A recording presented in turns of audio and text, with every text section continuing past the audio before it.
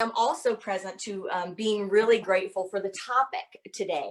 We are in our series on embracing uncertainty. Susan Jeffers is the author, and she titles this Breakthrough Methods for Achieving Peace of Mind When Facing the Unknown. The conversation today is about intuition. It is about the intuitive mind. It is about diving into our intuitive abilities. And so we have a great opportunity in this conversation that we're having right here and right now to expand not only our understanding, but our experience of our intuitive abilities. A lot of times on the spiritual journey and the spiritual practice and the practice of awakening, and even in the development of psychology, we can talk so much about what is possible, about what we know, what we read. But there is a big, big, big difference between talking about something and experiencing it.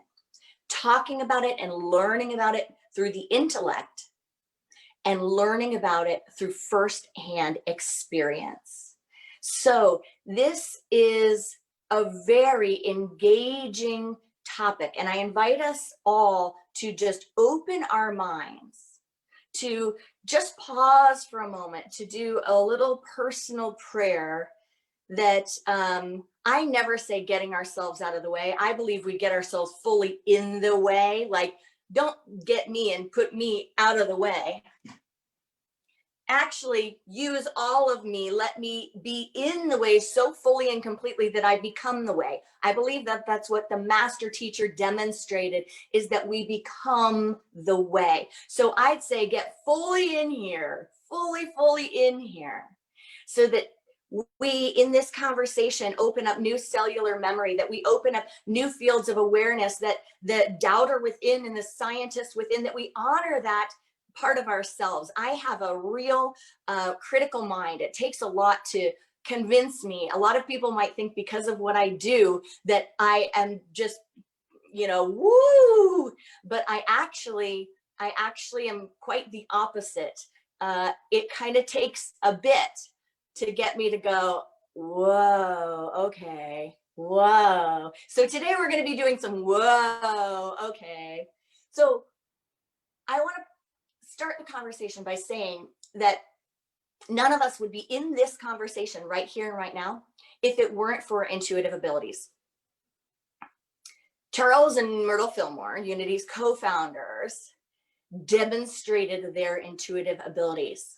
And from utilizing their intuitive abilities, they were able to create and expand a movement that is alive and well today, a movement of spiritual practice that we call Unity, that also supported a whole body of practice that we call New Thought, that together this emergence came and was magnetic and grew. So Charles Fillmore would have dreams about real estate to buy, about property to buy. And if you know the Kansas City area, we have Tracy Street, we have the Temple on the Plaza, we have Unity World Headquarters, Unity Village, which was the retreat center of the time. It was Unity Farm. These properties were acquired and were sought out through the power of the intuitive mind. The teachings of Unity with regards to healing and having an awakening to our wholeness were brought to us through the intuitive mind, through Myrtle Fillmore and her working with her body, even Charles Fillmore and working with his leg. I don't know if you know this, but he had a short leg and he grew the leg through using his intuitive abilities and asking, what should I do? So we stand on the foundation of many who grew their intuitive abilities and used it. And that is why we are in this conversation. I am in this conversation with you right now because I used my intuitive abilities to come to this spiritual center that we call Unity Village Chapel. It was completely through listening and leaning in and following those abilities. Reverend Brandon came here to this time and space. Our associate minister, he came here through his intuitive abilities and mine. I haven't shared this with him, but I knew right before he was going to show up on a Sunday morning after the service to talk to me, I knew he was coming. I didn't know exactly when, but it was a few weeks before he came that it came to me in a flash. And I knew Brandon is coming, and I got it And, you know, it's not like you're supposed to do this before an interview or anything, but I got it. Oh, that's what's going to happen. We have Jenny Kelliker, who works with me here. And when we launched our sets of interviews, we got all of the applications and went through all the applications, had 3 top choices. I interviewed the top choices that I was given from the search team, and they were all great candidates. And I met with the search team after, and I said, the person isn't here. They're not here. And that didn't fit with our timeline. That didn't fit with the structure. That didn't fit with what we were supposed to do. That didn't fit with my trip that I had planned, that I was supposed to go on a trip with AG&T to go out of town for I don't know how many days and come back again. And I said, we're gonna put this out there again. I'm gonna expand our prayer team. And I sent a prayer out to my powerhouse buddies out there. And I said, let's extend it and let's get more candidates. Come back. And we had a few interviews there, and boom, it was clear to each one of us right away. It was crystal clear. This is the person. Now, intuitive abilities and using our intuition doesn't always agree with or follow the logical mind. In fact, the logical mind can be very critical of intuition. The logical mind can say, you are procrastinating, you're being irresponsible, this isn't going to work. That's what the logical mind can do. But when we have experienced enough of the power in our own lives of intuition and the expansion of intuitive abilities, I promise you will never go back to relying only on the logical mind again. There is something greater that connects all of us. There is an expanded field of intelligence available in each and every moment to every single one of us. Now, whether our current understanding of that is the subconscious mind and what is really in the subconscious mind and accessible, or whether it is the non-local brain, this concept that is emergent of a non-local brain, the brain activity that isn't contained within this space, within this physical skull, or whether your current understanding is of divine mind. You probably have a knowing that there is something more available to you. And when we dive into not only that knowing, but the activation and living from that knowing, we begin to live in a world of wonder. So imagine having a bank account with your name on it that had $1 million in it, that for your entire life you never used. Maybe you never used it because you didn't know it was there. Maybe you're on your deathbed and all of a sudden someone's like, hey, wait, what about this account? And you go, that account? Oh, wait, I forgot about that. Is that my account? Whoa.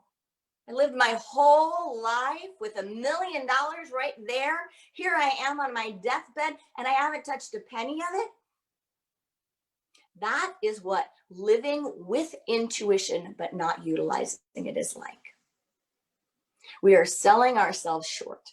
If we think that intuition is for left brain people, for woo-woo people, for people that say they do X, Y, Z, channel this, that, if we think it is reserved for certain people, we are selling ourselves short. I do not believe that the grand overall design, the God of this universe, this nature of each one of us, that which is within you and among us, would create you with any less ability than the one you sit next to, than the one you meet and you greet. I believe that it is for each of us to uncover our specific God language, how we hear that, how it comes to us, how it works through us. For some, it's going to be dreams. It's going to be dreams that just come with a little sense that there's something a little more real to this one, that maybe that was really a visit and it wasn't just an idea in my mind, or maybe that I should follow up on like Charles Film or whatever real estate idea I had, maybe I should move in that direction or check it out or give it a little more space. For some of us, it's going to be synchronicities. It's going to be slowing down enough to go, wait, this person said this to me on Monday. On Tuesday, I saw an article on this. On Wednesday, there was a book that was on the floor, open to a certain page, dot, dot, dot, dot, dot. And for some of us, it's going to be a listening. It's going to be just a knowing, a listening, a feeling of I hear something. Wait, what is that? What is it? What's pulling me? What is that whisper that is in the background of all the chatter in my mind? And certainly there are other ways. There are other expressions of intuition. Deepak Chopra says this, and it's quoted in Susan's book, Embracing Uncertainty. He says, the cosmic psyche whispers to us softly in the gap between our thoughts. The cosmic psyche whispers to us softly in the gap between our thoughts. I also love Deepak Chopra's words that say, we eavesdrop on the mind of God. Think about if you're eavesdropping. What do you do if you're eavesdropping? Maybe you haven't done it lately. Let's just try it. If you haven't done it lately, just try it, but not to someone else you're with.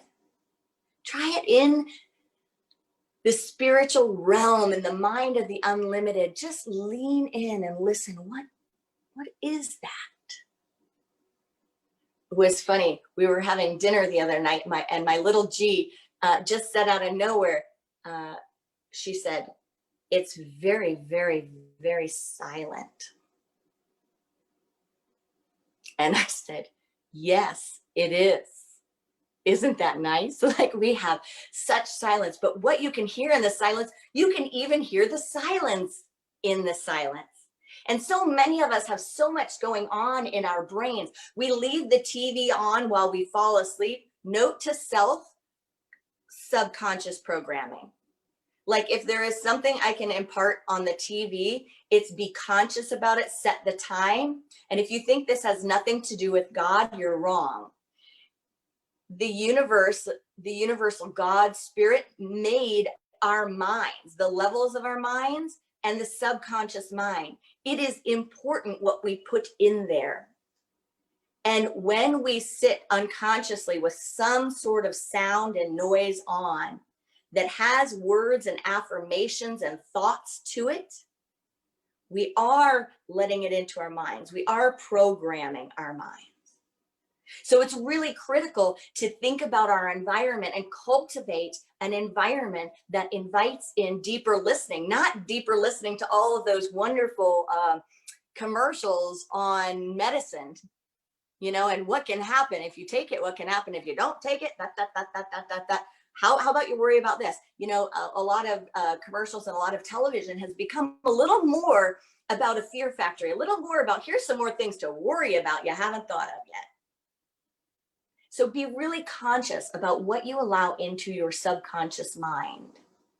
That means even what you look at before you go to bed. Have you ever had a dream? Have you ever gone to bed reading an article and then you have a dream that like capitalizes on that? Like, you know what I'm saying? It makes that scene come alive, and your whole nighttime that you're aware of is spent like creating this drama of whatever you read or you thought about right before you go to sleep. The cosmic psyche whispers to us softly in the gap between our thoughts, Deepak Chopra. You know, last session, in the last chapter, we discussed this man that had a stroke and woke up speaking with a different accent. He had the foreign accent syndrome. And so I was looking around a little more on that. And I was amazed by another story that I saw about a young man named Ruben. He was an Atlanta teen in 2016, and he had a coma. And he knew a little bit of Spanish before going into the coma, but he woke up from the coma speaking fluent Spanish. Wild, right? And what does that say? That says to me that there is a part of the mind, which again, to your highest understanding of what you know or what you believe, you know, where it comes from. They say doctors and scientists are still trying to figure out how this stuff happens. And there's a lot of studies. There are a lot of studies going on about the non-local brain. But the idea that either way, he could access, even if it was only from being in Spanish class, you know, and hearing it once, part of his brain was turned on or turned off in a different way, that he could access all the information that in his normal conscious waking mind he could not access. So we are all connected to a greater body of information, intelligence, skill, a reservoir of resource that we don't often utilize. Are we willing to develop our faculties? Are we willing to expand our understanding of what we get and to ask ourselves questions?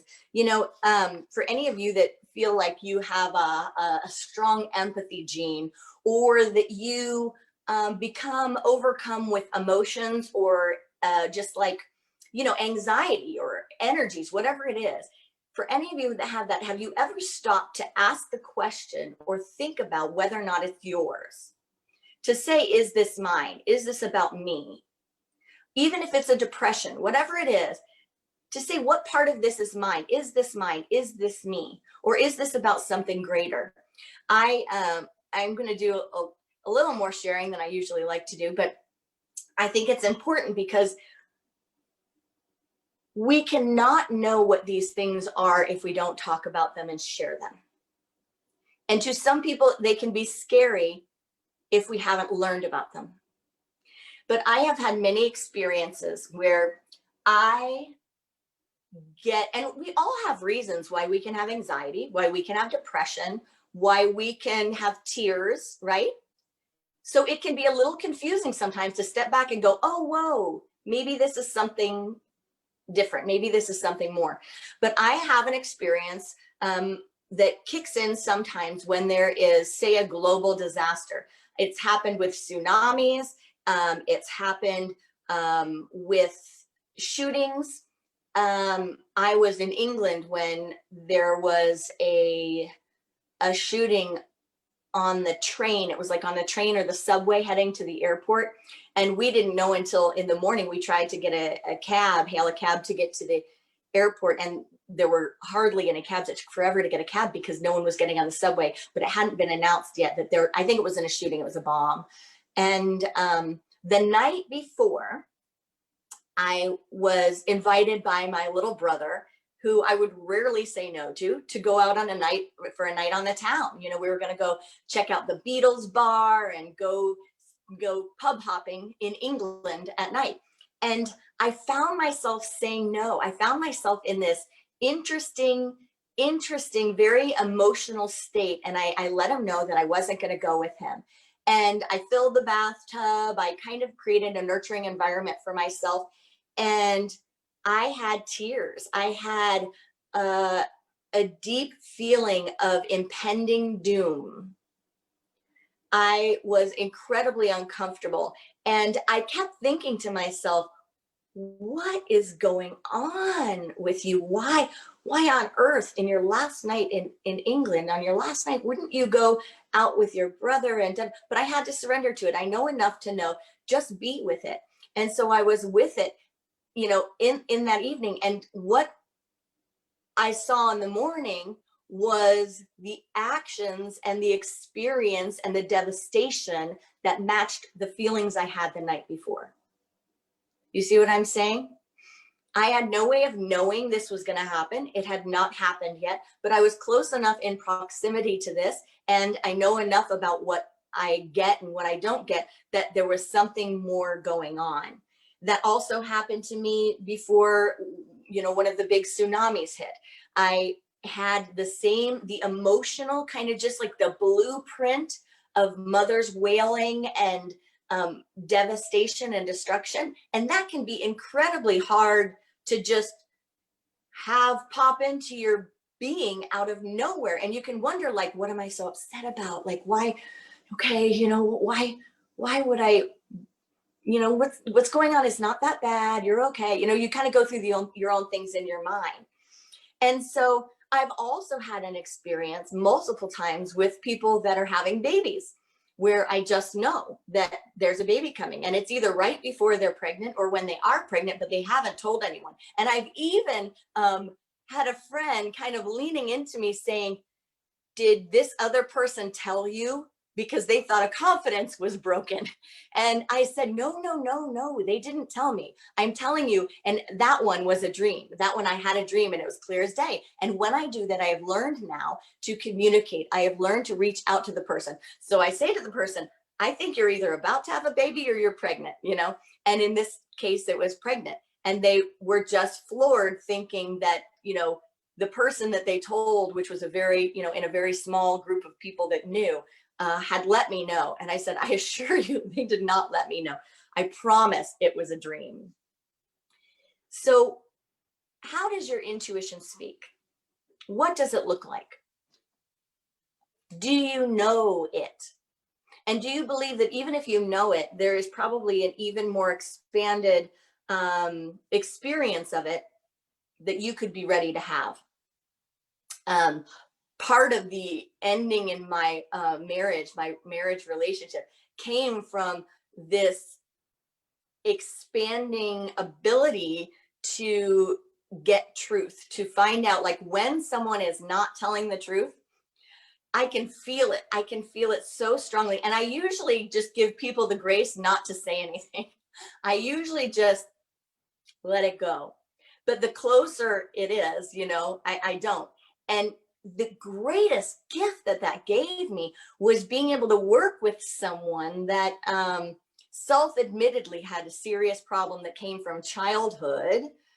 When you grow up in a childhood environment where you are taught that honesty is dangerous or that you should hide the truth, you learn to do that, and you learn to do it in such a way that whether conscious or unconscious, it is automatic. Whether or not it's important stuff that you lie about, but people have traumas that send them into states of activity that mask their pain. And so this, like, almost incessant ability to hide things or to tell a little lie helped me understand how clear my intuition really is.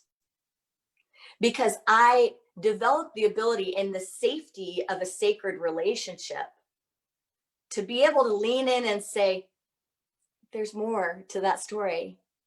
That's not the truth. And actually to be bold enough to say, this happened, this was involved, that was involved, whatever it was, to outline what I was getting. And towards the end, and we still joke about it now, but towards the end, my ex would say, it's not fair. It's not fair that you are reading my mind or that you know these things. Like, it's not fair that I can't keep these, that I can't hide from you. I can't say anything. I can't. And I was like, well, you just can't lie. That one's not going to work. But I have even gone to the point of being moved from one place to the next. Have you ever felt that in your own being, where you start walking towards something and then you get a little message and it's like, stop here. Now do this. Now do that. So how often do we learn from those things? Do we listen to those things? Do we test out? Do we have safe enough relationships where we can actually check these things and say, I'm getting this. Does this make any sense to you? Or do we leave our intuitive abilities in a bank account for the deathbed?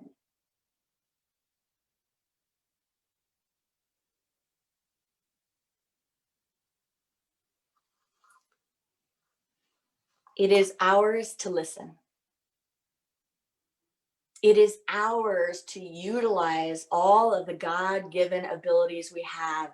And the ones that are invisible are often left untapped and underutilized. But I will tell you, to me, when you start diving into them, when you start developing them, you get reassurance. It builds faith. It builds strength. It builds understanding, and it builds compassion.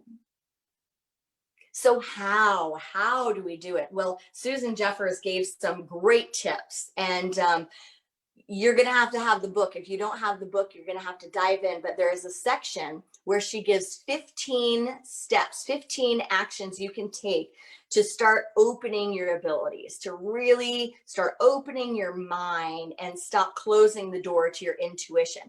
But I would say one of them that was really highlighted for me was this. When you have a question, when you have a discernment, and you feel like, you've done it with your logical mind, you've asked the question, or you're not sure the answer, or, either the answer has to come from you, it's a discernment, or you need more information, you need more help. She says, leave it to your subconscious mind. Ask your subconscious mind.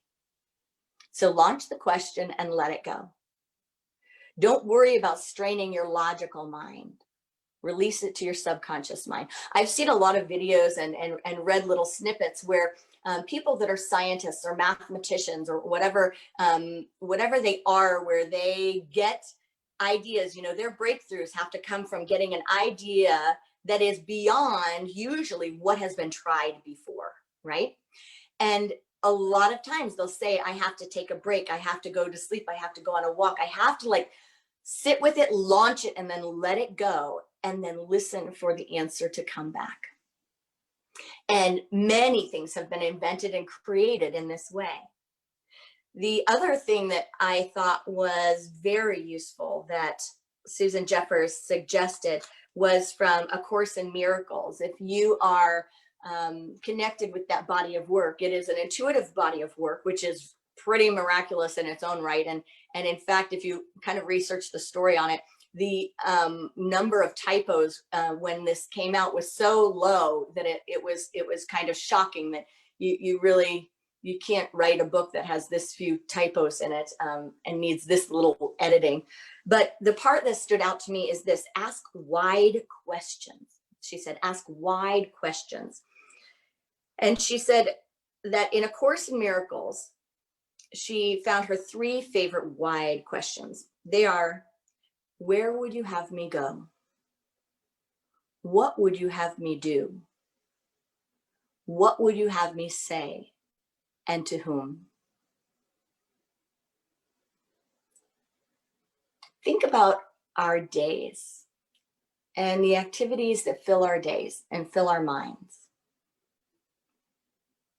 How would life be different if we ask these questions? I think about, this is going to seem like a tangent, but I think about tithing, and I think the activity of tithing and giving 10% of your income to where you're spiritually fed, or even love offering and just contributing. I think of that practice, when they say do it first, do it off the top and do it first. To me, that practice is saying, in this way shall the rest flow. So it's not going into something randomly or chaotically saying, let me just, give wherever or do whatever. If you have conscious and sustained giving, conscious, committed giving, you are actually, to me, activating a principle that every other bit of finance, income, spending filters through. It is saying, through this lens of consciousness, let everything else come and go. And to me, that's a powerful practice. And I see this aspect of the Course in Miracles suggestion in Susan Jeffers' book as being that same consciousness. If you set your day in motion, as A Course in Miracles says, and you ask these questions, and you can put in your own based on your values of life, right? But if you were to wake up in the morning and to say, where would you have me go? What would you have me do? What would you have me say, and to whom? That, I believe, is what governs. That is the consciousness that governs all of the activity through the rest of the day. And I think that's powerful. I think it's a sifting tool. When I have activated this practice, appointments that I may have needed to spend an hour making appointments and figuring things out, navigating, they walk right through my door. Not kidding you. They walk right through my door. When I remember this practice, the things that I need to find are just like at the tip of my fingers. They come to me. Someone sends me an article. A book falls off the shelf. Just this week, my little G, when she woke up, she brought me 3 books from the bookshelf, and she said, "These are for you, Mama, to read." And I looked at the 3 of them, and they were all 3 Edgar Cayce books. Wink, wink to our Edgar Cayce fans out there. There were 3 Edgar Cayce books, and I said, "Oh, thank you." Now, what a lot of people might have done, which seems sane and not a little crazy, is they would just put them back on the shelf. What did I do? I looked at the 3 books. I picked one of them out, and I said, "Okay, I'll read you some of this one." And I said, "Put the other 2 back." She proceeded to just throw them on the floor, where they stayed until the end of the night.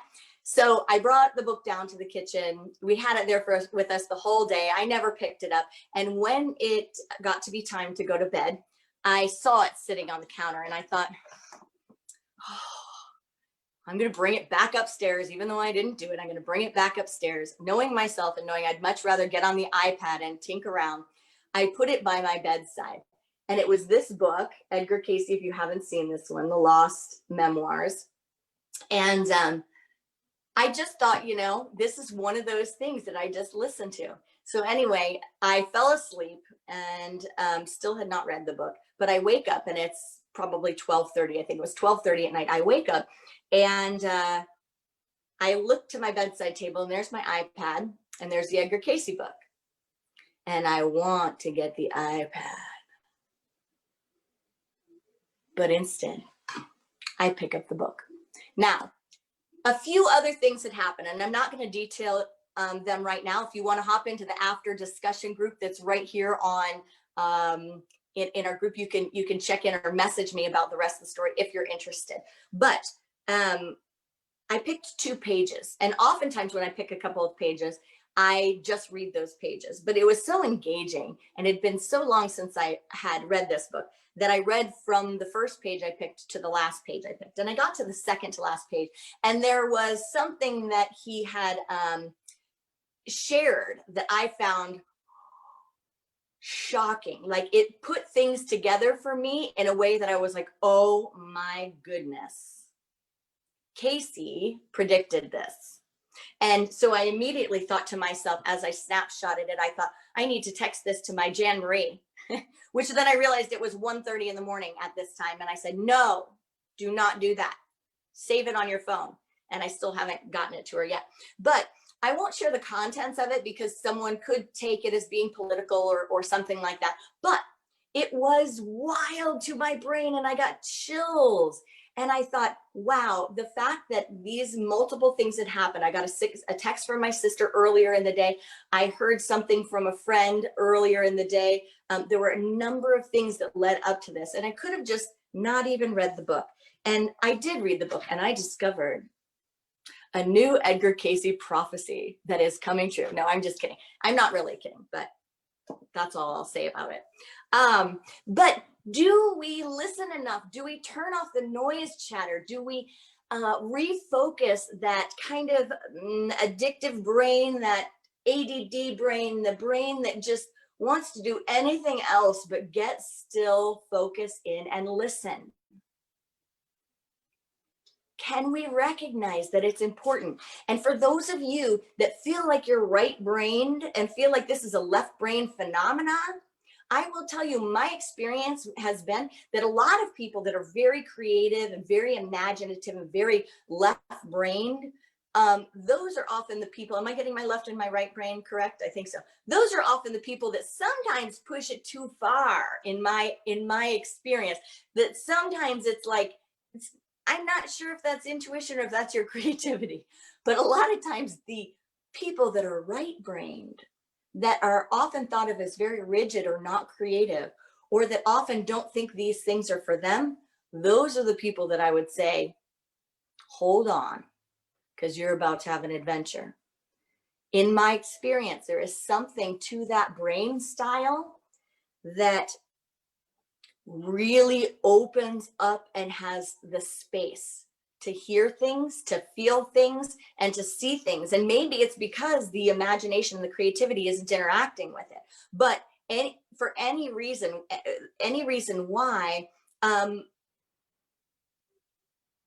there is often an amazing ability in people that wouldn't even think of trying on some of these tools, these activities, these experiments. They wouldn't even think of it because they think that stuff is not for me.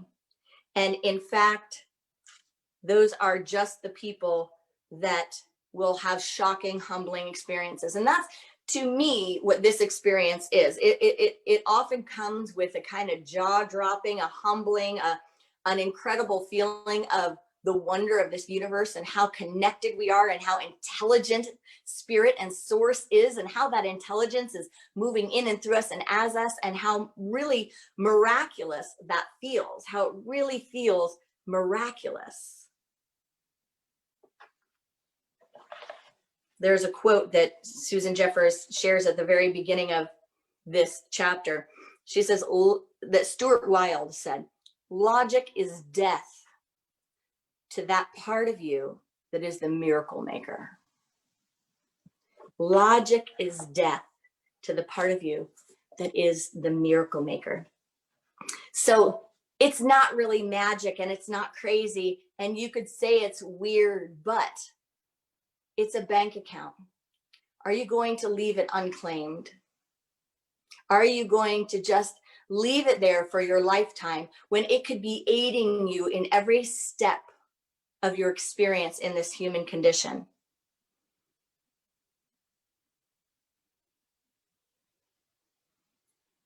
For me, the experience is about getting still and slowing down, almost like rewinding to see something you missed, almost like leaning back to try to get something you barely caught that you lightly heard, but if you don't stop right now, it might keep going.